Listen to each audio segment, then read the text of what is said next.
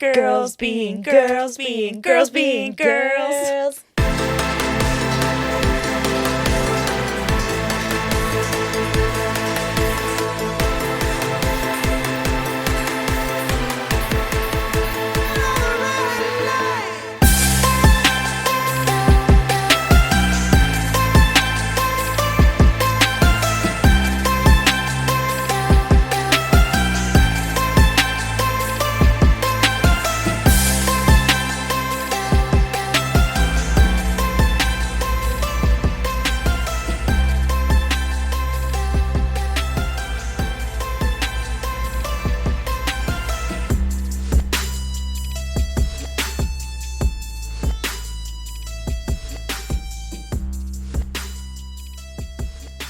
Hi. Hey, welcome to Red Light Conversations, where we seek truth and we tell it like it is.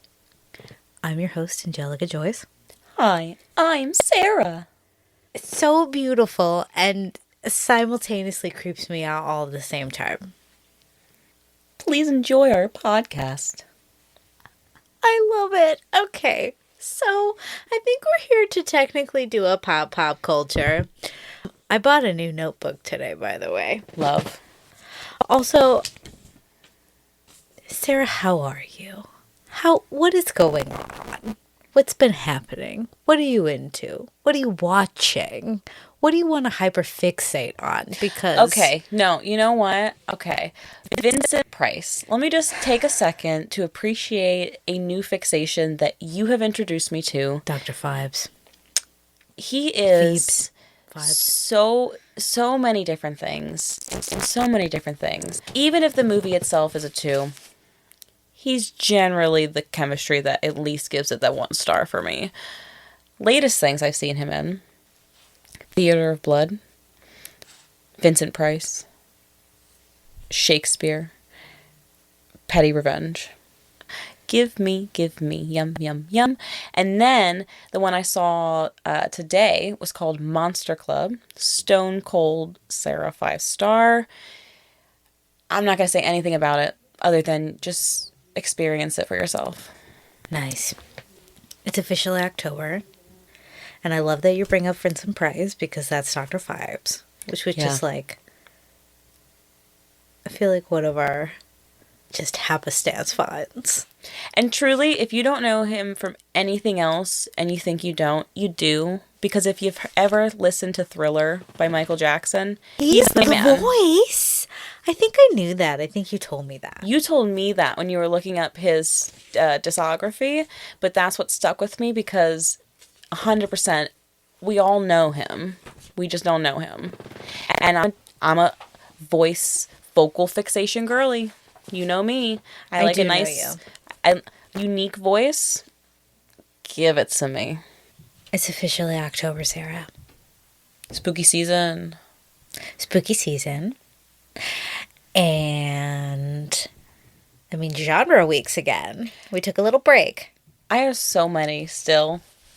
And I think we need to actually put our Haunting of Bly Manor in November's listing. Because what did we watch last year? The Haunting of Hill House, which is the first season. Which was pretty great.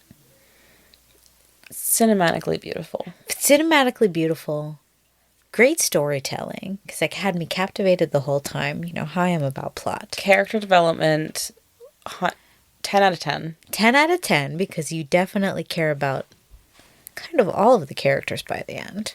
100%. And you feel their perspective from each side, depending on the episode that you're on and how the director chooses to focus on particular things. So yeah.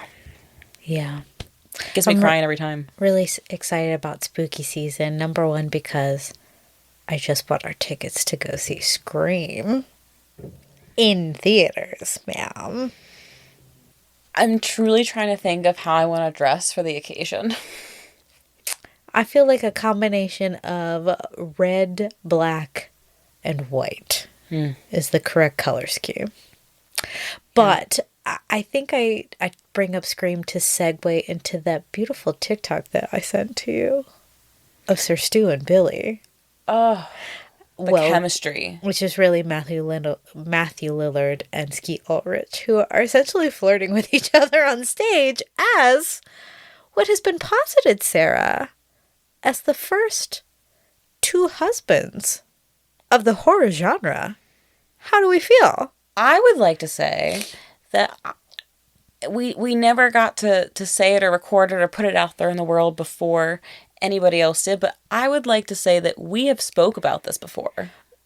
We really have. Sarah and I decided not to do a Scream coverage until Scream 7's sort of coming up. I think we'll kind of lead up with the first, like, the 6 weeks to That'd up be to nice. Scream. Yeah, where, that'd be nice. Where Sarah and I cover a Scream movie a week is kind of how we have sort of discussed that in the past, which is why we can't go into a full Scream retrospective. But I know what you're saying.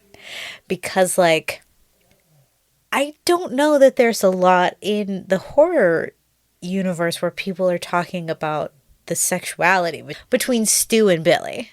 Because the and to be a person who brings up Buffy all the time, I literally processed today that not only is Xander in love with Buffy, but so is Willow from the very beginning of the show, I would say. Because Buffy is the first person to look Willow in the face and say, you don't have to be a wallflower. And I would 100% say that Bill looked Stu in the face and said, you don't just have to be a rich boy in a rich neighborhood. You can be more than that. And then they killed a lot of people in Woodsboro. But, like, that TikTok is the bomb because the support between the two of that fan wearing the Billy shirt. And it makes me feel like Skeet's in the seventh one, right? Did they put him in the casting? They put him in 5. They like de-age him with the AI processing or whatever. But he's in 5 and he's technically, I think, mentioned a lot in 6. I don't know how much of him, but he's on the cast list for Scream 7. Okay, that's with what I Matthew thought. Lillard. Okay, so the chemistry is unmatched. Then I agree, unmatched because the two of them are just fantastic. They had together. to have been so excited to just be on screen again. 100%, because I feel like there's an uptick in them being in cons together. So, like, I'm really excited to see what's coming out of Scream 7 because, like, I feel like Matthew's always about them cons, though. Matthew seems like the Misha, you know? The Misha Collins. 100% of the Misha Scream Collins cast. and how he is such a little angel. He looks like such a little angel being. Sweet baby angel man who just loves to act. A marshmallow, if you will. You can tell that he, in the best respects, seems to be very appreciative of the fact that he's in such a cast and is considered to be a horror genre staple because like they are two fantastic gentlemen and I've been watching them since I was like 12 years old, so it's really good to see them like touring together and being very positive in the sense of being inclusive of all types of people, you know? Yeah. Listen, though, we freaking watched a South Park episode today where I feel like I've been emotional since this morning, so excuse me, everyone and all, because I've already had, I'm going to be very honest, 3 glasses of wine. She's been emotional since birth. Let's be real. Since before. And that's why we love her. Before birth, if we're gonna really. At conception. God came to me and said, "Are you ready to go?" And I said, "I guess." You weren't a little sperm cell, you were a little teardrop. I adore that because I think Sarah is correct. So, let's talk about it. This episode premiered, first of all, September 20th of 2017, which kind of was the height of me reconciling my entire being. So, season 21, Episode 2, Put It Down. Where, first of all, Sarah had to inform me that Tweek and Craig are in a goddamn relationship together. Speaking of husbands of horror. And I truly feel that South Park is the only show where spoilers are welcomed or are allowed because you had your chance to watch it chronologically. 100%, because so I'm just gonna tell you the shit that you're not getting context wise. To literally that episode, jump, you need that context. To literally jump in. Tweek is worried about the political relationship between the United States and fucking, is it North Korea? North Korea's the one that's the one that we're always worried about, right? Because South Korea is the one where we pop out friggin' Korean pop stars. So the North there, ma'am, is run by that guy that got plastic surgery to look like his dad after his dad passed away because communism. I'm just saying. And so that's where we're at. Like, that's a political climate that we've been dealing with for a long time. But the craziest part is that the episode starts with Tweek banging. You just see Sarah's face. I'm here to entertain tonight. I'm here to entertain tonight because, like, I have the love and sacrifice of Jesus Christ in my life. So I feel like I'm working through a lot. So the episode starts with Tweek banging on the piano and literally just screaming about the political climate of the world. Why is nobody else worried? Which, that motion and thought is literally something I've had in my body my whole life. So, because in parallel to, like, the relationship between Tweek and Craig, we have Eric and Heidi. Is it Heidi? Heidi. So apparently they have broken up. And Eric has decided that he's going to call her on the phone and leave her a voicemail talking about how he wants to unalive himself, Sarah, to be in the politically correct terms of the modern times. Heidi, I'm gonna kill myself. No, because the most sinister part of that is when Stan finds out and literally gets the voicemail and plays it in front of all of the boys with Cartman in the damn restroom as they do it, Sarah. That's as sinister as it gets. It's Eric Cartman. You know. If you know, you know. Yeah, I don't know. So, I really don't know, because Tweek is freaking out about Korea, and Craig's like, hey, honey, why don't you do something nice about it? And literally, because Tweek is freaking out constantly, and is like, what are we doing? And he suggests making cupcakes. So he makes the cupcakes, Sarah, and they're sent to Korea, and the damn dictator is like, love the cupcakes, bro. Thanks for the cupcakes. What do you mean?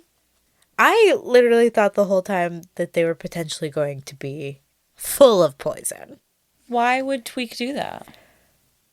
I don't know, because he's so worried about the political climate. So he's gonna kill them? So he's gonna send poisonous cupcake? Think with your head, Anjelica. I don't think I can because I had wine. So, like, because, like, I did underline the point of the whole episode. I did tell Sarah that, like, I wasn't gonna go shot for shot, and I'm still trying to. And literally, the whole point of the episode is, thank you for letting me talk about it.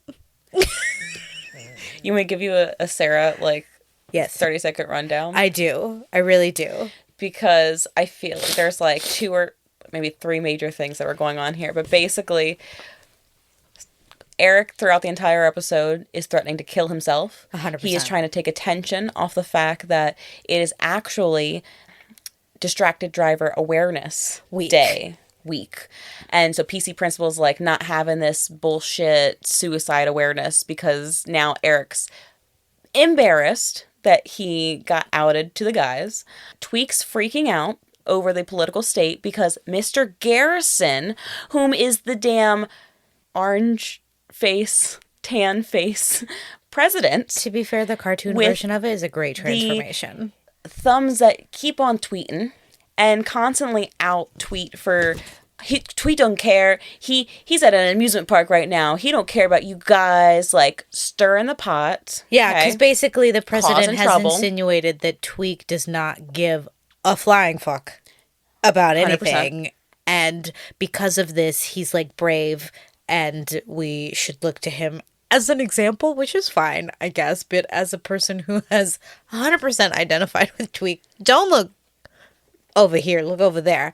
I'm just trying to figure out from second to second, minute to minute what the fuck I'm doing. So don't look over here, which is why Tweek is always like, literally looks like he wants to pull his hair out all the time. Because my favorite part of Tweek is his shirt. He has a button missing. Because he drinks a lot of coffee, because his family makes coffee, and so he's always so jittery that he Sarah, can't. I get coffee every single day of my life. I am there so much that they give me a card that they give me enough stamps and I get a free coffee every couple weeks. And it is for real. I really, really reap the benefits of going to that place. Tweek and Craig have a conversation. Because there's a moment in which Tweek is freaking out about the fact that, like, why won't people just kind of, like, let me feel my feelings? And there's, like, a moment when Craig recognizes, right, like, what Tweek needs in their relationship. Because I feel like Craig keeps trying to offer problem-solving techniques when really what he just needs to do is fully engage Tweek's delusional state and let him talk about his feelings, because I feel like it's the most seen I have felt in a damn show that we've watched in the last couple weeks, because he just allows him, like, he eventually gets to the point where he walks in and he literally fully encourages the man's delusion, and once he lets it out, he's like peaceful and smiling, and at the end like, hey, thank you for letting me talk about it. Because sometimes people just need you to talk and not problem solve. You know? Because, like, Tweek screams at Craig, why are you always so logical? And that I connected with so much. Because I feel like people just connect the dots and don't feel their feelings in the moment when they're experiencing something. Yeah. You know what I mean? Because, I mean, as you yourself were watching the show, you're like, let me skip past this part. It's unimportant. And I said, no, you literally have to. It's the pivotal moment in the damn episode. You have to watch the whole episode. And it's the part where Eric is again trying to take the attention, again trying to overstep about the multiple children that are dying in their town, which is interesting that Tweek's not concerned over the actual dangers surrounding him. He's concerned about something in another country. And we can't control Heidi talking to Eric, trying to get him to understand, which ends up giving Craig the epiphany that he needs. And so, what's the epiphany? What you said. Which is basically like, instead of being so logical about a situation, sometimes you just have to feel it out. Like, you have to work through the emotion to understand what situation that you're in. And that is, like, why I like South Park, even though South Park makes me feel weird every single time I watch it. Because I feel like I learn things about myself that I wouldn't be able to process in, like, any other medium or any other show, because South Park is so straightforward about how reality actually works. Which, I mean, and you're gonna offend people when you live in the reality, so it's really hard for other people to digest this show. But when Trey and Matt even speak about how they write the shows, because Trey Parker directs every single episode. That's amazing. They talk about how they structure it, and it's well, this happens and then this happens because this happens because this happens. It's not, and again, I'll always bring up Family Guy because they will. It's not we'll just throw in a gag reel here that has absolutely nothing to do with the plot or the storyline. It's just a trigger word, so we'll throw in a gag. Dog whistle. It's a cheap writing. Yeah, it's cheap writing. It's not giving the average human the benefit of the doubt of understanding what intellectually you are trying to bring to the 100%. table. And I think regardless of if like you understand South Park or not, or if it really rubs you the wrong way because of the almost suddenness of the characters. Like all of a sudden, because you know me, when I am very uncomfortable, I breathe funny. So like when I start going,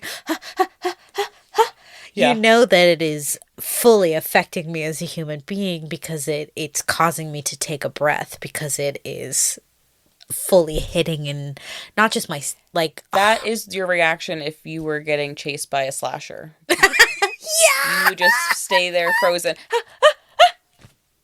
I do fully believe that sometimes my what is it, flight or fright or whatever the fuck it is, where you just Fight or flight yeah or freeze. or freeze. That's the third one. I would be the freeze, but then I also am fully totally scared of the option of fighting because I feel like I've never fought a day in my life, and if you push me far enough, I don't know what'll happen. Yeah, I truly don't know. I truly don't know. Until I feel like I'm a Scooby flight. Scooby flight. You know, where I'm trying to run so fast that I'm like not going anywhere.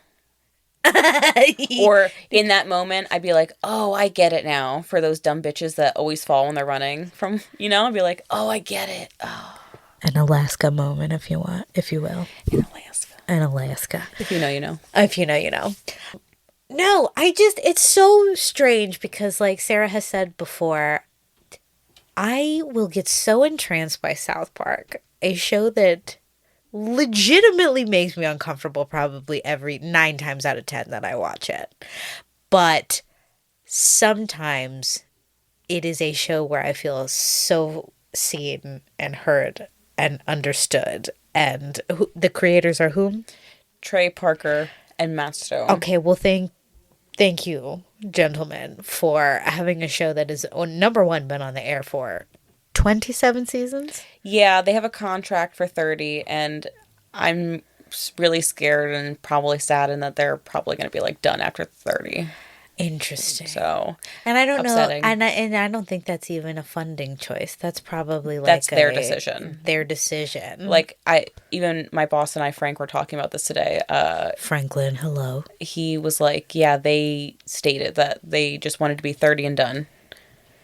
Which I find interesting because their current season is focusing on Jesus Christ, and Jesus started his ministry at 30 and then fully fulfilled his ministry at 33. So, just saying, that's pretty fantastic parallel. But no, Sarah, I loved the episode. Because the third and final tie-in storyline throughout the entire thing, which is truly the looming theme over everything, is when Craig and Tweek finally have that moment that you said. We then get Tweek playing the piano again, but beautifully on stage. And Craig singing with to his Craig piano singing. And a choir of children coming out, talking about how put your cell phone down, be the president and put the cell phone down.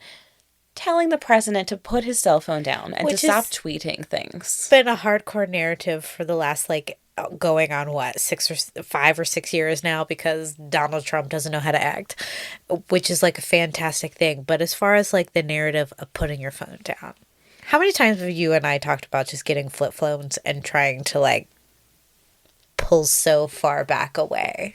Yeah. Final answer. This is a pick episode. Love it, love it, love it. Pick 100% of South Park. I think anything that legitimately makes me feel deeply in my soul, where I feel a little bit like a balm has gone over because somebody understands me, I'm in. I want to say this is an episode that she put on as a random because I I did started pick it making random. dinner, and she was like, I'll just pick a random South Park episode. I don't know why you pick the ones that you do. It's so interesting, but it makes sense at the same time. And guys, if you get a POV of me, it's basically her getting up, shooting up from her chair every time Tweek screamed. I think that was like the moment. So, Because I told Sarah in the yeah. moment that Tweak screaming is probably how internally I felt until I was like 29 years old and I'm 32. So it's only like a 4-year difference. To have a person in your life who is emotionally intelligent enough to engage your feelings, like truthfully, I have to be very truthful. The first person I encountered that allowed me to do that was Sarah, like when I met you. Oh, wow. Because you're probably the first woman I'd ever met who was so understanding of being still in the moment and having a safe environment to feel your feelings in. And I had never had that in my entire life, kind of really, until I met Sarah. And then on top of that, she was like, hey, you should meet this guy. And now I've been dating that guy for like literally like almost a year and a half, who sort of does the exact same thing as Sarah. So as a person who felt chronically misunderstood for damn near years to like damn near 3 decades, like for this episode to hit today, because I was telling Sarah this morning that I had a very emotional morning because I finally processed the understanding that my deep need for conversation comes from literally Jesus Christ, like reflecting in my life, because he came to the earth to like understand us as humans. So like it's just so specific for us to be watching this today, because of course nothing can be normal in my life and it all has to be like cosmically connected to my Lord and Savior Jesus Christ. That's like, it's so wild for us to be watching this episode of, and then like to have the beautiful healthy interpretation of not only like human to human like processing emotion, but like male to male processing emotion as well, even though they are technically children in this show. You know, it's a very like adult themed narrative, but like they are still they are us before we all recognize that we had issues. Yeah, I mean they are like 10 at this point. 100%, and 10 is like such a pivotal age for all humans. So like I think South Park is great because it can always bring us back to like our inner child and like help us process when we still felt like carefree and problem free and didn't necessarily understand the worries and expectations of the world, if you will. Yeah, the knowledge, if you will. The knowledge that we all must live with after we ask for it and counter it. Yeah. You know? So the more you know, the more problems you got. Literally, more knowledge, more problems. So like, but at the same time, like Jesus promised me like trial and tribulation. So like for character growth and like for the story. You have character development in this arc. Yeah. I think here over at Red Light Conversations, I think Chuck just writing little new gospels. I will never get over Chuck. These are your new gospels. What do you mean? These are the Winchester Gospels. What do you mean? Stop it. I'm sorry. Before I worshipped at the Gospels of Jesus Christ, it was the Gospels of Buffy the Vampire Slayer, and I will live nowhere else. Will not. Unless we get that crossover. Listen, though, because Buffy's coming back, and Jensen's always on the podcast talking, yes, we would come back. So give me a crossover. They're both CW shows. One episode. Buffy literally paved the way for the brothers to be like the Buffy of brothers. And I will die on the hill that, like, Supernatural would not have happened without Buffy. Once we get into the Supernatural podcast, I will say that yes, there are a lot of influences, but after reading up a lot of Eric Kripke's, like he wanted it to be a movie. Oh, interesting. He wanted it to be not brothers. He wanted them to be, I think, detectives or something. And they would just do like Monster of the Week all the time. That was his shit. That, like, season 1 is like his ideal. And then they added in the, okay, well, maybe they're brothers. Okay, well, maybe they already know about stuff. Maybe they're not getting taught hunting stuff. Maybe they grew up in it. I can see it. I can see it. Because season 1 is probably one of my heaviest rewatches, especially if like somebody else is around. I'll throw a season 1 on because it's so easy to you're not getting any spoils. I mean, Sarah, you know that I have literally proven the first season theory because I am a first season girly. And always have been. I always usually will say be. I'm a second season girl though. I feel like it's a little more developed. I get a little more. To be what fair, are we getting? I am what are we on doing? record that Buffy season 2 is the literal greatest freaking episodic seasonal of television that ever was. But I'm usually a season 1 girly. Because remember when we started buying physical media, I literally kept all my season 1s in their cases, which is the only thing that I've kept, and it makes me happy, even though I've really been watching VHSs. Yeah. Okay. Yeah. All right, Sarah. Well, I think that was a sort of fantastic pop culture. Yeah. And usually a little wine, a little South Park gets the engine running. I would. I'm embarrassed to say I think I had kind of a bit of wine tonight, but I absolutely loved what I watched tonight. Absolutely a pick me, right? Yeah. I can't wait for your next. Was it Ick Me? Ick me. Pick or ick. Yeah, I can't wait to see what your next ick's gonna be. Yeah. Because I believe that I'm trying to look for your ick episodes to see where your boundary is in comedy and laughter. Because there's some things that comedy wise, I'm like, have you seen this? And you're like, when you said you've seen Basketball already, I said, shut the fuck up. You've seen that already? Yeah. Because that seems so far. Matt Stone. Hey guys, I'm going to be vulgar. Matt Stone licking the dildo, I thought was going to be where you said, nope, not watching this shit. Yeah, I think you're correct because I think there's a fine line on my boundary between what I accept and what I do not accept. And I would definitely say I've surprised you in the last year and a half. I've surprised myself sometimes with the stuff that we watch, to be fair. Jaleesa, if you're listening, you've also surprised me very much. It's Always Sunny. Okay, girl, I see you. Okay. And then Eminem being her favorite rapper of all things. Of all people. You are a legend.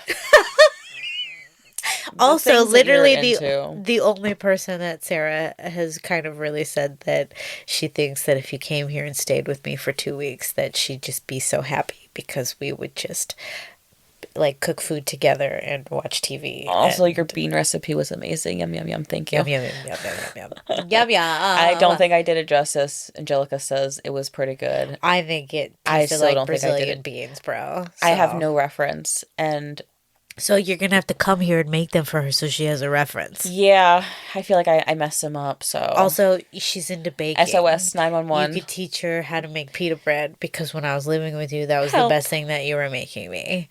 And also, just like I love you and I'm in love with you, and you already knew that. So. Also, hello, Caesar, my brother-in-law. Actually, my brother-in-law, because you guys are married. You guys are going to be married one whole year. And this turns into just like a phone call, voicemail. Actually, I did. Please leave I did text her today because she totally validated a feeling that I had. So, that haircut, girl. The haircut is so bad. So, anyways, places that Sarah and I frequent. We are on Letterboxd. I have 35 movies to review for Letterboxd in my movies to be rated on Letterboxd. jeez. It's a lot, girl. Wow. And so you can find me at Anjelica,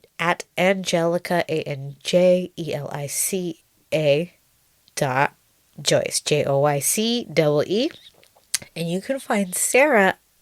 Skywalker 420. Hell yes. Not written down. It's not the letter. Cut it. Cut. It is Skywalker 420 as in 420 the numbers. Now, She had the wine. 100%, and I'm still I didn't have the functioning, wine. which is great for me. So moving on from that, I do frequent both Instagram and TikTok still because Instagram has the perfect, beautiful algorithm that I have curated for the last 10 fucking years.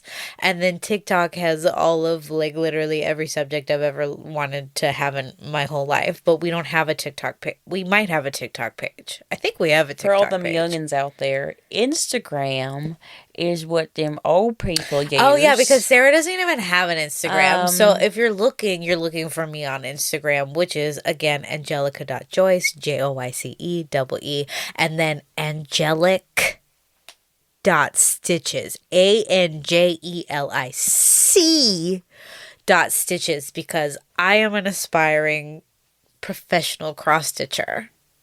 I want to make money off of it. I'm very good at it. I've been doing it for 20 years. On my Etsy page, I have Art the Clown and Ghostface right now. 2 horror staples that you can just go spend a quick $10 and get yourself a beautiful cross stitch, please. So I frequent over there on Etsy. And then Instagram is Red Light Studios Presents. And then the piece de resistance, Sarah and I would like you to contact us to talk about questions, topics, anything that you want us to discuss on Red Light Conversations. Email us at redlight.conversationspod@gmail.com. It's honestly the quickest way to get a response from me, Angelica, who runs the email, because I literally check my email like 10 times a day as a compulsion. So, And even if you want to be a guest on the show, like, we would love to figure out eventually doing that. That would be lovely. which we did figure out. It's just the first guest that we tried to do, for whatever reason, his laptop blocked our entire existence. So we already know how to do it. I can just send you a link. You click on the link, and then boom, bam, you get to talk to me and Sarah. Yeah. Yeah? Yeah. So contact us in those places. Honestly, I'm so excited for spooky season. Stay weird. It's too weird.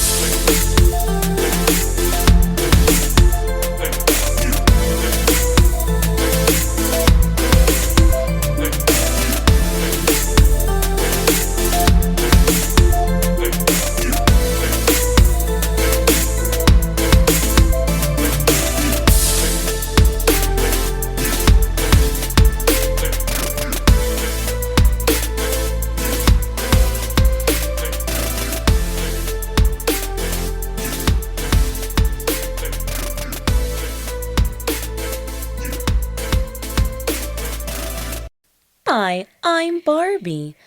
Thank you for listening to Red Light Conversations. We'll see you soon. Toodles.